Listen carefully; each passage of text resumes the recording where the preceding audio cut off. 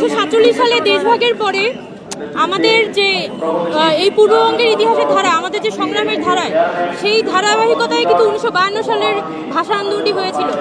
কারণ পাকিস্তান জোর করে এই পূর্ববঙ্গের উপর তাদের যে উর্দু ভাষা সেটিকে চাপিয়ে দিতে চায়, এবং পরবর্তীতে এরই ধারাবাহিকতায় কিন্তু 71 সালে মুক্তিযুদ্ধ হয় এবং বাংলাদেশ স্বাধীন হয়।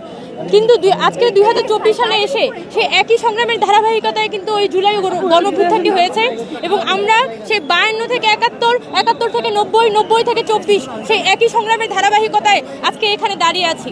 এবং আমরা বৈষম্যবিরোধী ছাত্র আন্দোলন যুগে যুগে যারা আমাদের এই সংগ্রামের ধারক ছিলেন, তাদের সেই লিগেসি আমরা বহন করি, এবং আমরা এই গণঅভ্যুত্থান সকল শহীদদের স্মরণে আমরা ইয়ে করতে চাই, এবং সকল যারা আমাদের শহীদরা ছিল, আমাদের যারা সংগ্রামীরা ছিল, তাদের ধারাবাহিকতায় কিন্তু আজকে 24শে গণঅভ্যুত্থানটি হয়েছে।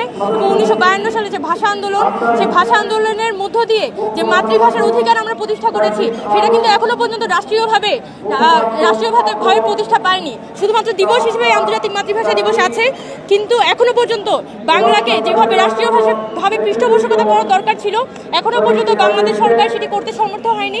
এবং আমরা আশা করি একদম শিশু থেকে বয়োজ্যেষ্ঠ পর্যন্ত যাতে অন্তত ভাষা চর্চাটা আমরা ভালোভাবে করতে পারি, এবং বাংলাকে রাষ্ট্রীয় মর্যাদায় শুধুমাত্র দিলে হবে না, এবং মানুষের জীবন চর্চার ক্ষেত্রে, আমাদের রাষ্ট্রীয় চর্চার ক্ষেত্রে বাংলাকে মর্যাদা দিতে হবে। যত বেশি আমরা নিজের ভাষাকে আঁকড়ে ধরতে পারবো, তত বেশি আমরা জ্ঞান গরিমা সবকিছুতে আমরা কিন্তু ভালো করতে পারবো। এবং এই আন্তর্জাতিক মাতৃভাষা দিবস, আজকে এই ভাষা দিবসে আমরা আশা করি যে আমাদের সরকার তারা বাংলাকে আরো বেশি পৃষ্ঠপোষকতা করবে এবং বাংলাকে সর্বোচ্চ ছড়িয়ে দেওয়ার একটা চেষ্টা চালাবে।